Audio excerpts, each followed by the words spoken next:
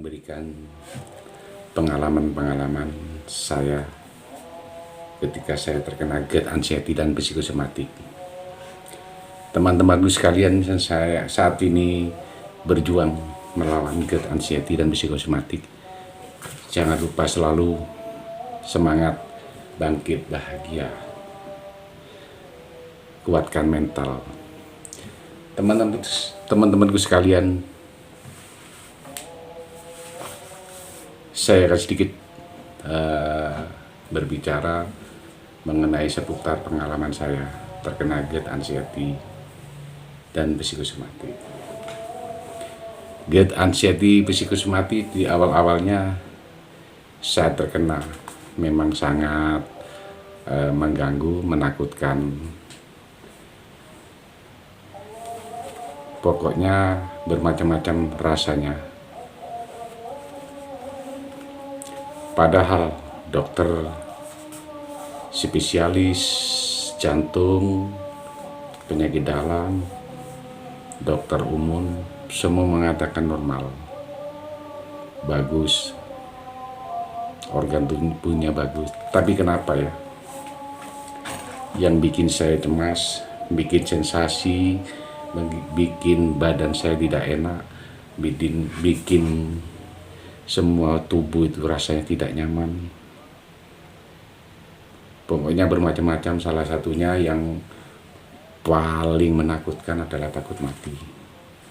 Ketika yang dirasakan itu sesak, dada sebelah kiri sakit, leher kaku, keliengan, mata buram, rasanya kayak mau pingsan, badan itu seperti lemas.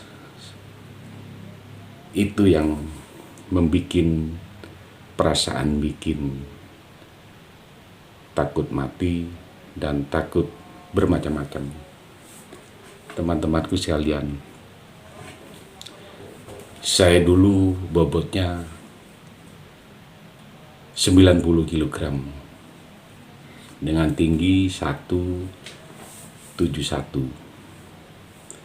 Ketika terkena GERD, anxiety, psikosomatik dengan cemas yang bermacam-macam dan rasa menakutkan, akhirnya makan tidak enak, serba takut, serba mantang.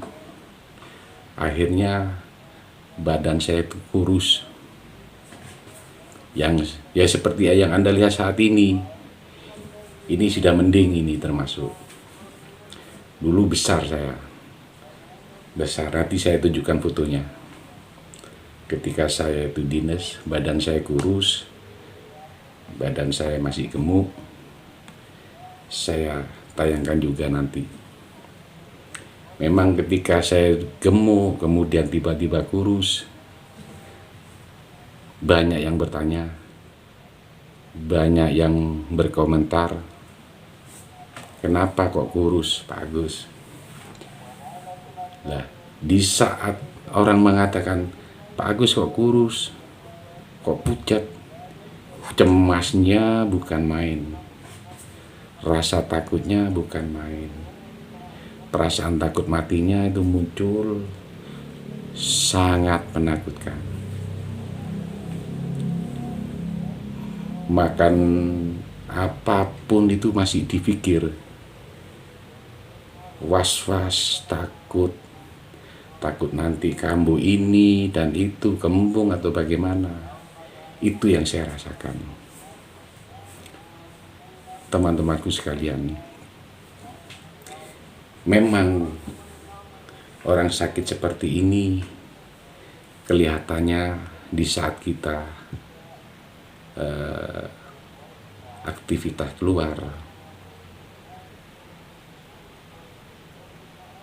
kita sudah berani aktivitas keluar, tapi sensasi itu masih ada, terus rasa-rasa itu masih muncul. Orang melihatnya itu sehat, normal, seperti sedia kala. Cuman yang aneh satu yang kelihatan, badan kurus, tidak seperti biasanya, wajah gak pucat, terus kurang istirahat, dilihat dari matanya kurang istirahat.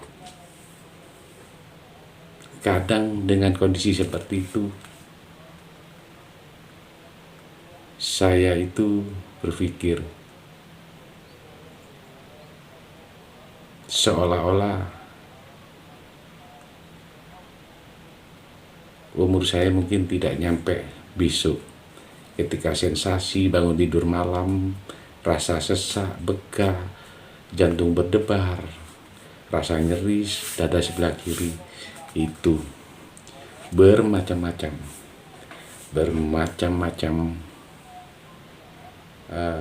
pikiran yang negatif, terutama pikiran takut mati. Teman-temanku sekalian, ini yang saya sampaikan asli, bukan bikinan, tapi memang asli kondisi saya yang waktu itu awal-awal terkena GERD, anxiety, dan psikosomatik. Terus terang teman-temanku sekalian, orang yang terkena GERD, anxiety, psikosomatik itu orangnya sensitif loh, mudah marah, mudah tersinggung, melihat teman ngobrol kecil, itu merasa seolah-olah dia itu Jawanya itu rasan-rasan atau ngomongin saya pada waktu itu di kantor. Terus pada waktu itu saya memang dinasnya tidak bisa normal, tidak bisa seperti biasanya tiap hari. Kadang 1 minggu masuk, itu aja nguat-nguatkan. Kadang tidak masuk karena sensasi yang begitu dahsyatnya, akhirnya tidak masuk. Tapi ketika saya masuk, teman-teman saya satu kantor itu mengatakan, Anda itu tidak apa-apa, kelihatan sehat. Orang penyampaiannya seperti itu, tapi saya sendiri ngerasakan luar biasa sensasinya. Akhirnya yaitu istilah lebay, dia tidak percaya dengan kondisi saya. Tidak usah aktivitas sedikit berat atau aktivitas jalan-jalan ataupun lari-lari kecil, kadang-kadang ngomong itu ngos-ngosan. Terus terang itu yang saya rasakan selama saya terkena GERD, anxiety, dan psikosomatik.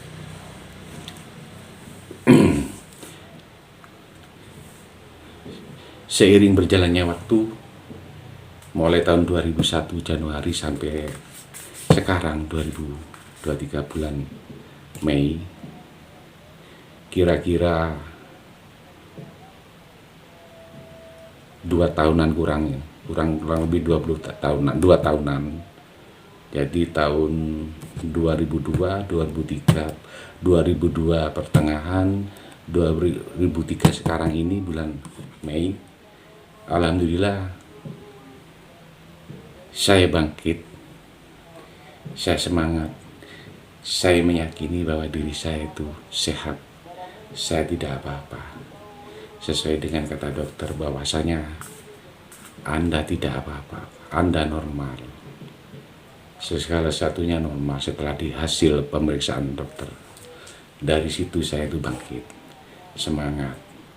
Akhirnya kondisi apapun, sensasi apapun, tetap saya rasakan, tetap saya analisa, saya cermati. Ketika saya jalani, saya berjuang melawan atau melatih mental saya, akhirnya sesuatu itu jadi biasa.